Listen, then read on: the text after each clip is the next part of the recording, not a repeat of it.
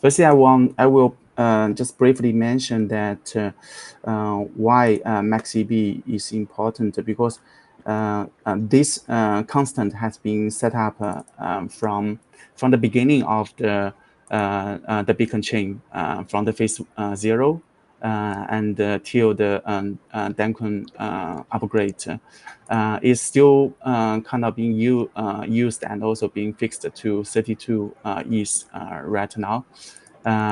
This has I mean, the capping of this constant has been significantly increased the valid data set. The size of the validator is very large right now, but we have an imbalanced node size connected. So this leads to the sustainability and the question in the Ethereum network, and also bring a lot of pressure, particularly the network pressure, like for the gossip, and also will causing some challenges to get the finality. There are a couple of instances happened in the history because of the large validator size. So the idea is using this EIP 7251 to increase the max EB from 32 ETH to 2048 ETH, and this also bring the compound rewards benefit and encourage the solo stakers. So there are many kind of benefits will come over, but also bring some challenges, which is the 6 features has been listed in the EIP. So I will probably just skip and then come into what we're going to what I want to focus on. So without this the implementation of this 7251, which is the current story, for staker, if they want to set up a validator in the Beacon chain, they have to deposit 32 ETH and then being queued to be activated. And currently there is only one variable called the max effective balance being set up into 32 is capped. So any kind of rewards being received will automatically pushed to the partial withdrawal credentials. So the validator, they cannot have more than this number of ETH to be staked. If they have more, they have to accumulate another 32 ETH to come up with another validator. So that is the reason why we have a relatively small number of node operators, but we have a very large number of validators in the Beacon chain. Currently, there are about 1 million validators in the Beacon chain, and some of the study being studied already from the testing team that if we have about 1.1 million validators, is going to make the finality consensus to be very difficult. The whole network could be possible to crash. So that is the reason why we want to increase this constant to be a relatively larger number, but still require that the minimal activate balance to be 32 ETH to maintain the same security level.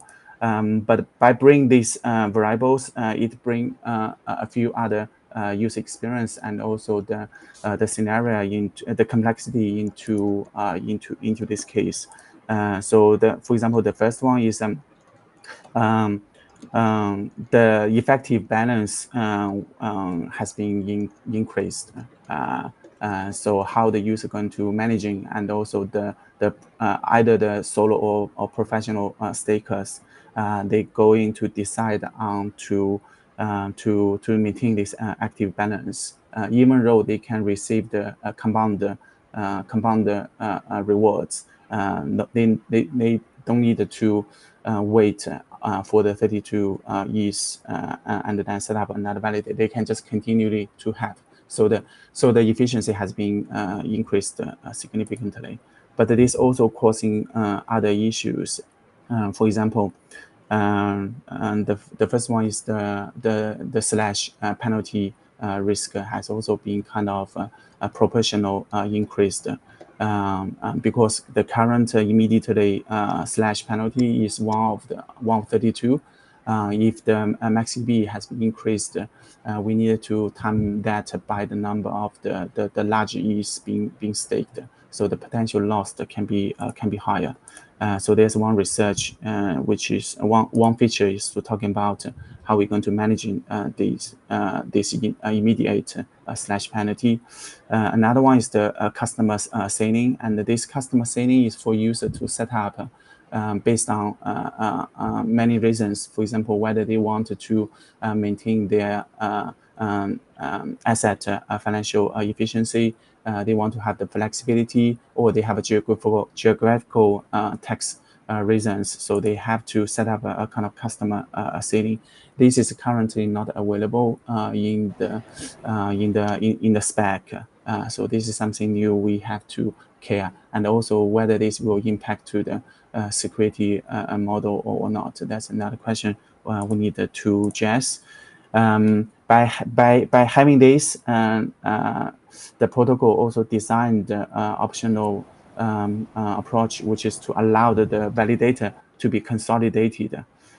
So we can have George, can we move from like general info about the MaxCB, which is like, you know, the known specs and so on, more to like what are you exactly working on, just so you can walk us through that.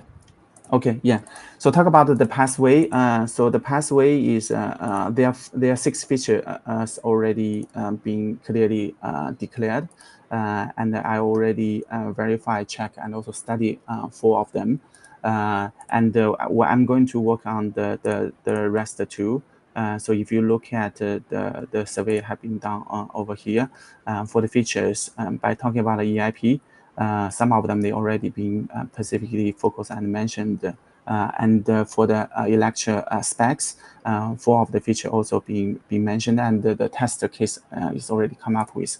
But the topic I'm going to working on is not being written into the spec yet. So I have already contributed to some of the did some of the pull requests to the EIP to this particular EIP is currently waiting for to be approved.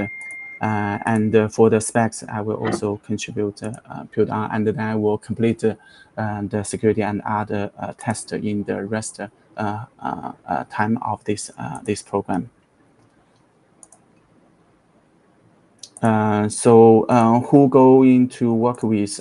So I think the people who are currently working on this this EIP, I will talking to them and also consulting from them.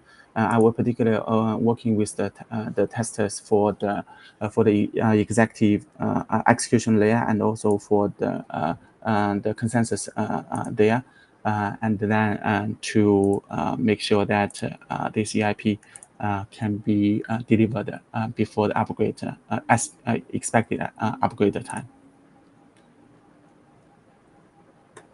So Mario, I think I can stop over here, and I think I spent a lot of time. Okay, awesome. Yeah, thanks a lot. Yeah, I think it's great. I think MaxCB is important. Thanks also for the presentation. Yeah, we get a few more in the list, so let's get it going. Abhimanyu.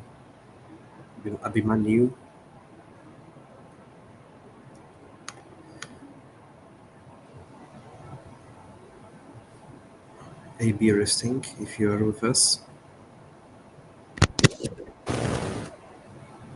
Yeah, Abhi?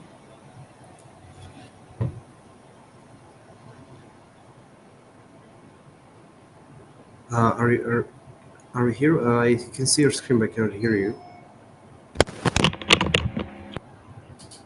How about now? Can you hear me now? Yeah. Now, perfect. All right, awesome, guys. Awesome. Okay. Go ahead. So today I'll be presenting a cross-chain attestation for trusted execution environments. So the first question arises, what are basically TEEs? So they can be understood as sort of like black box units that secure any computation that you throw at it. Meaning, as a client, you encrypt your data, you send it to this trusted execution environment black box. Now this black box is going to process it, and then in return, it is going to give you back the encrypted output that only you can see. And how can we trust them? That like how we establish this anchor of trust that, hey, I'm sending this encrypted data to this sort of black box. So this whole process is called as attestation. So basically, they are a bunch of certificates to prove that the current execution environment, and current execution environment meaning the software or the binary which is actually running inside this enclave, is something which is uncompromised or has not been altered with. So from this figure, you can understood it as like if we have two host X and Y, and inside that host there is a certain like a specific area of trusted execution where you send transactions and they get executed. But to attest these enclaved area, what two host or any sort of two environments can do is they make a process of attestation. In this attestation process, so there is some sort of quoting is done. This process is called as quote enclave. So in which they take sort of like a hashed encrypted screenshot of their whole PCB, their platform, their bootstrapping code, and encryption keys as well. And this data is encrypted. And this encrypted data goes through this Intel attestation service called as IAS. And this data is actually verified by this service and said, hey, actually, this is running a binary that you ask for.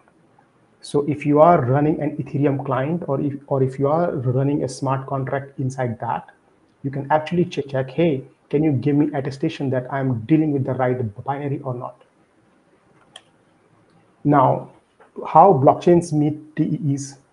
So basically what happens is inside blockchain networks, these TEEs works as processing unit, meaning they execute stuff. So when you input the transaction, they reach to the safe enclave, and over there they are processed, and the state is generated, and that state is basically outputted. But here, the state mutation is also encrypted, meaning there is a mechanism behind where for every, let's say, smart contract, a sort of this symmetry key is generated, using which the state is only decrypted once it is inside the enclave, and no other process, even the host process, no matter what the privileges that process have, cannot look through this data. And after the enclave is done processing, that mutated state is made persisted inside the unencrypted area, or let's say area outside of enclave. And this encrypted state can rest there as well. So we have a few examples live who are actually running this. Like we have Secret Network and Oasis. So these are just base chains in which validators are running TEE nodes, meaning every validator node inside Secret Network needs to run this sort of TEE unit. And transactions over there are encrypted and processed only inside those enclaves. And like we discussed earlier, all those states are encrypted if they are outside the enclave. And similarly, Oasis network is sort of like a bit more modular in that sense that they have these para-time units, which are like an isolation of consensus client and execution client, where execution client is running the trusted unit or enclaves, and the state is basically, again, encrypted. So the goal of of my EPF protocol is basically I imagine a world where there is a cross-chain application data and compute which are trusting each other. And in this case, that data and compute is actually originated inside those TEE networks. But the problem comes when different TEE networks are running and you need to have some sort of composability. So, but the problem is those networks or those chains, they are running, let's say, different consensus mechanisms, different execution in environment, and different ways possible state decimation. But what we really imagine or what we really want is a TEE data and computation in which on one chain, enclave present there can send some data to other chains enclave, and this process can be trusted. Like there should be a base trust that can be input on that. And for this project, we are going to take chains which run Solidity code, and we make sure that these chains running those entities should be able to bridge data and compute across them. So in a way, actually, it's your application which is going to have this intercomposability intact. So this whole process can be understood in like this. On left and right, we have a secret network. On right, we have OSS chain, and there is some confidential data flowing across. Okay, now how can I be so sure that this confidential data I can put my faith in, like if it's valid, if it is following the rules or not? In this case comes Automata. So basically, Automata is a eigenlayer AVS that helps with this validation of the trust. Like we have seen in the previous diagram, that there was Intel attestation service. Now in this case, Automata has replaced that. So it has cut down this Intel centralization with this Automata AVS, in which the nodes are running this provision certificate caching service called as PCCS. In that, any enclave, when it wants to attest something, so those certificate can be used by the Automata nodes to validate that if some node is running the right binary or not. And on top of this, since these chains have different rules and consensus mechanism, things like that, so all these things can also be intact inside this cross-chain rule-based AVS. And this AVS, how it works is it actually uses this on-chain, like Ethereum on-chain mechanism to make sure that the attestations are passing on. George, we are running out of time. Can you maybe move to Yeah.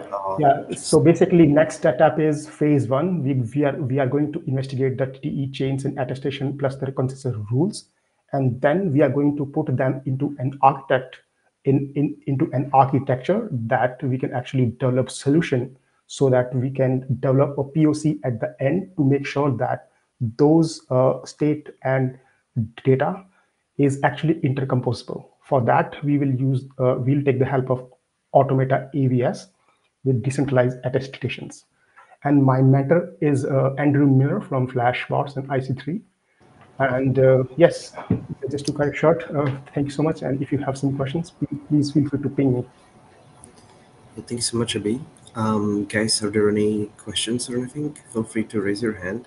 Well, my question is like, how does this actually help core Ethereum? Like you talk about chains using the trusted execution. So the trusted execution environment currently isn't like dependency of Ethereum or any clients or any validators, as far as I know.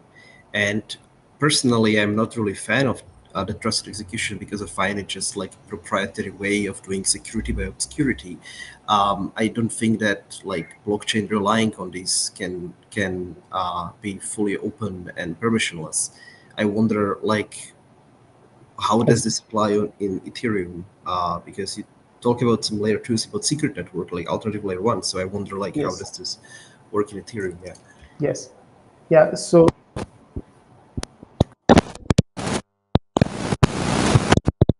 We lost you. I'm sorry, I just hear a noise from your mic.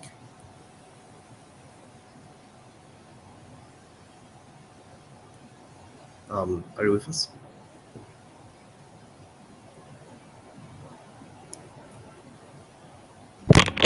hello, Hey, I'm audible now. yeah, yeah, yeah. Okay, cool. Yeah, so we are going to use OSSN secret as an example, and we can actually use any solidity-based chain. We can also use this Syrah thing as well. Like it has like a side wagon to make sure that you are running the Flashbot auctions. And eventually, using the Ethereum-based AVS, you can port the same functionality inside certain cater-made Ethereum clients, which will be very helpful in the future. And this is like the most cutting edge thing. And this Automata Meta has also launched its stuff like 2-3 weeks ago. That's it. So it's like Okay. more future ready. Yeah, I mean the connection to Ethereum is not really obvious there. Like it's not directly. I mean, it's interesting project. I'm happy that you work on this. I think Alan Miller is a great mentor as well. But yeah, I'm not sure if it like fits the protocol fellowship if it doesn't work directly on some hands-on core protocol work. Although it's interesting and somewhat related, I have to give you this feedback. Yeah, yeah. Thank you so much Okay. for the presentation. I think it's good. Again, like I think it's interesting thing to. All right. Um, Thanks. Just yeah, give me some time, and I will try to make it more in it's Ethereum so ready. yeah. You can just highlight the parts that touch Ethereum in your proposal. But yeah, I think it's okay. Let's move on because we have three more people to go through. We are currently out of time. We are at 90 minutes. Do we want to finish it with the three people or save them for later? I think we can just go ahead and do it now. Um, any inputs, Josh? I would say actually let's pause them until next week. I imagine there's going to be a few more people that are going to want to present still, and um, yeah, that would be my opinion. But I'm not opposed to trying to finish it up right now. But I think probably pushing to next week would be best. I think Yeah, it's going to take one more yeah. day. It's been a while. It's been a lot of projects. I was hoping that we can fit it to 90 minutes, but here we are out of time again. And yeah, we have three more people for next week. I was already hoping to have some AMA. I was talking to some mentors for next week, but if it's yeah, we can just move it there. And okay, Cyan wants to present now. Just 3 minutes. I would if we are cutting it off now, I would just leave it for next week if that's okay. Okay, you guys want to present? Okay, if we yeah, let's go ahead then. I guess if you're ready now and you want to get it over with, yeah. All right, let's finish it up, and please try to keep your presentations Yeah. to only the pieces that are about what you will be working on. Again, remember that people here have some technical understanding. Try to just kind of breeze over some of the motivations and stuff, and just focus on what you're going to be working on. So, Cyan, you're up. Let me present this. Just okay. Yeah. Can you guys see my slides? Yep, good. Okay. So I decided to take on two projects. I know it's not recommended, but the second one was partially related to the work that I was doing for Lighthouse with integration. So yeah, we'll try to end it quickly. And So currently we have to run EL and CL clients separately, and they communicate via engine API methods, which are exposed by EL client and are consumed by CL client. This is done over HTTP RPC. You guys know it already, so I won't go into more details.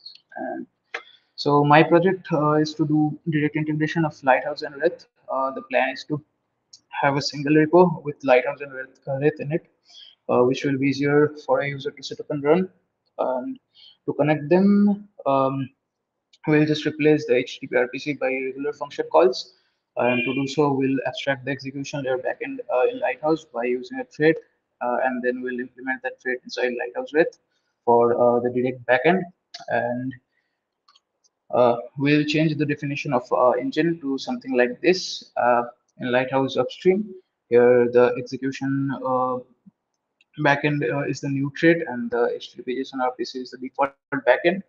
So most important methods to get working will be new payload v3 and fork choice updated v3. And once those are working, we are hoping that we'll be able to sync the chain using this backend. So that's just the rough plan so far, and there are many things that are yet to be charted out. So for tracing integration in Lighthouse, the work is going to be pretty straightforward and simple. The Lighthouse currently uses Slog for most parts, so I'll just replace wherever they're using Slog and Log in their code base with tracing. And what I've been told so far, the SSA log streaming is going to be the hard part, most probably. Other than that, it's going to be pretty simple. And challenges that I'm expecting are basically just skill issues. I was out of touch from developing anything major for quite a while, aside from doing a small contributions here and there. While I was mainly into security and auditing side of things for the last 1.5 years. So I'm expecting to have some trouble initially, and by the end of the fellowship, I want to get the PR for tracing integration and backend extraction merged in Lighthouse. And also we want to have a single repo with Lighthouse and Redis integrated together. And we hope to sync a node using the direct backend by the end. And here's the rough roadmap for it. So most of the time we'll go into the actual integration, and the last two phases will take around 3 weeks a piece. And I'll be also writing tests continuously during the phase one. But the second phase is dedicated to more thorough testing. And I haven't made a separate roadmap for the tracing integration. I will just be continuously working on that parallelly. And mentors, so Strahl is helping me with the Lighthouse with integration, and Itan is helping me with the tracing integration. Thanks to them for tolerating me. And that's all. Thanks for sitting through, and thanks. Thank you so much. Yeah, awesome. Thanks a lot. So yeah, next is Gloria. While you get ready, I have a question for you actually, Sam. Because I'm wondering, like, so this project, and maybe you didn't elaborate much on it. Like, what is the motivation, or who proposed this integration project between Red and Lighthouse? Like, what is the actual goal? Because I find it like a lot of work for like not much of a benefit, and also like many problems coming with having like a third code base which needs to be maintained, which needs like yeah. Yeah, so this project was proposed by the Lighthouse team, and they wanted to have a third repo with Lighthouse and Red integrated that is owned by both of their teams. And Hmm. so we want to have a like we want to make it easier for the user to set up and run a single binary, as you have said in my project Like, proposal. And thanks for the feedback yeah, there. yeah, I yeah. have, yeah, I'll be improving that as well. Yeah, it's interesting because like this is what Aragon does in Kotlin with Kotlin. The problem with their approach, like I mean, they are doing the other way around, like building their own CL within the EL, and that's also like not ideal because it's hard to use it. It's hard to configure it when you don't have the features of standalone binary with all its options. So yeah, it's interesting project. Thanks a lot. Again, Gloria, are you ready? Can you share your screen? Yeah, awesome, awesome. Yeah, I think we can move on. Hello everyone, can you see my screen? Yeah, go ahead. Okay, so I'll be working on native support for Inferry testnet. So basically, I'm going to be focusing on implementation on the client base, specifically Besu and Teco clients. And the motivation for this project is basic. First of all, I like the idea of a disposable testnet and possibility of automatically resetting the Genesis function and all of that. And another thing, another motivation here is the ability to integrate with more clients. Right now, we just have a Lodestar implementation done by Ollie, and I think she's still working on finalizing that.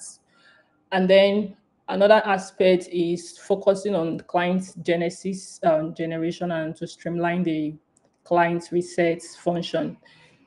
So, and very importantly, I'm also very much interested in this project because I see it as an opportunity for me to learn more about the Ethereum CL and EL clients. So for roadmap, for this, I think the month is almost ending. So for the next couple of weeks that we have, I'm going to be focusing on client architecture and feasibility study, drafts, detailed implementation plans. Then for August, to develop the Inferry live for Genesis handling and both for the telco clients. And in September, I hope to start the actual implementation with in such a way that we could now use the flag, the Inferry flag in Teco, because right now that's not possible, and also test out implementations or work that is being done. Then in October, I also hope to do the same for the Besto clients. And in November, I want to work on the proper documentation and tutorials and also the website creation for the projects. These are some of the important roadmaps as outlined in the project repository. Then, what are the possible challenges? So, basically, ensuring reliable and timely Genesis calculation or retrieval, because this is one unique aspect of the Inferry testnet, and handling potential synchronization issues across clients. So, different clients with their different specs, and there might be issues when it comes to compatibility in terms of trying to integrate with the reset function, the automatic resetting of the Genesis function and all that. And so this is development. Anything can happen along the way. So development delays due to unforeseen technical complexities. So the goal of the project is to get Teco and Beso clients to be running using the flag. Hello, can you still see my screen? Yeah, all good. Go ahead. Yeah, so and then clients can dynamically undo Genesis block reset every period without manual intervention. So that's one of the important goals of the project. And also a more user-friendly website, documentation, and tutorials to help anyone that wants to come in to probably to properly understand what's going on in the project. And currently, I'm the only one. I don't know if there's any other person at the moment, but Ollie from previous quotes, I think she's still actively working on the project. She's still trying to like finalize and work on other aspects of the project. And Mary is also there to help out. So these are some of the resources. Thank you very much. Yeah, awesome. Thank you, Glory. Yeah, thanks a lot. It's great to have you working on Ephemery. I really appreciate it. And I think it's a great way to learn about clients to slowly get into the client development. Yeah, awesome. Yeah. Any questions, any comments? We have last one, Surken. Yeah. Hey. Should I share my screen in a second?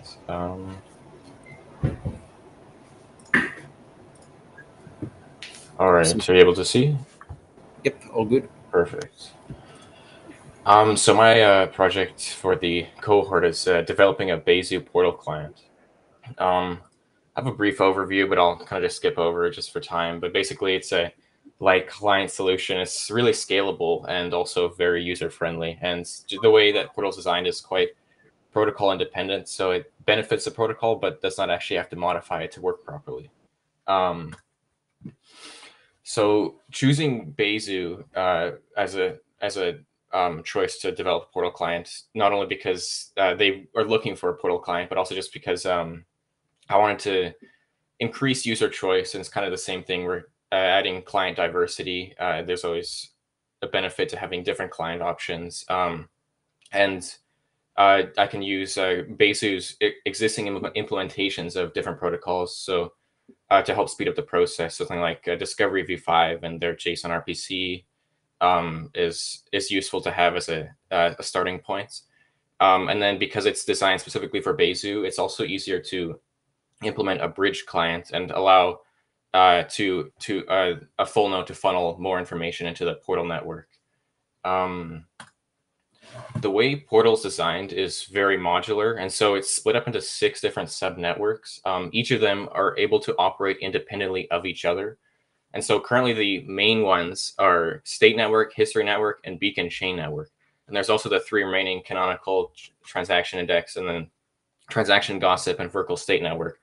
But these are very preliminary, and so I'm not going to focus on these for the duration of my project, just because they're still quite in development, and it also would be outside of my scope for that time.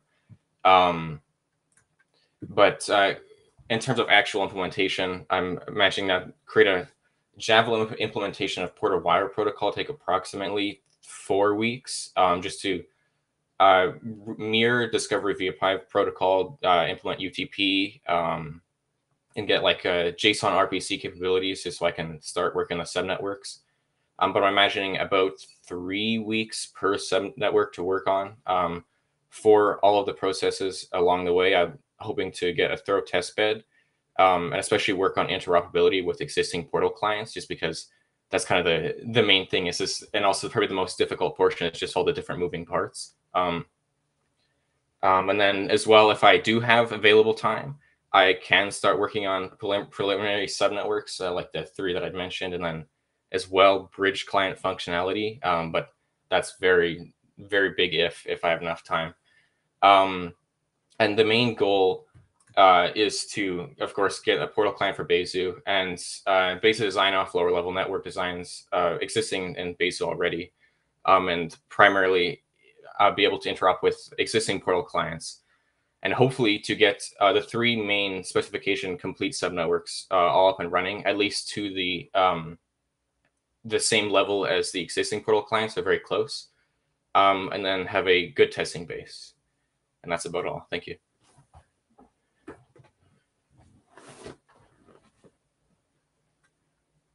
Very well. Thank you so much. Awesome. Another Portal client in making. That's great to hear. Yeah. Yeah, very well. And I think we made it, guys. Almost 2 hours, but we are in. We had all the presentations. Did we forget anyone? Yeah, we get all of them, right?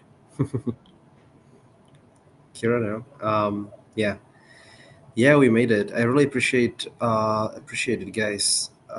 Many great presentations today. I'm really looking forward to see all of your projects. And yeah,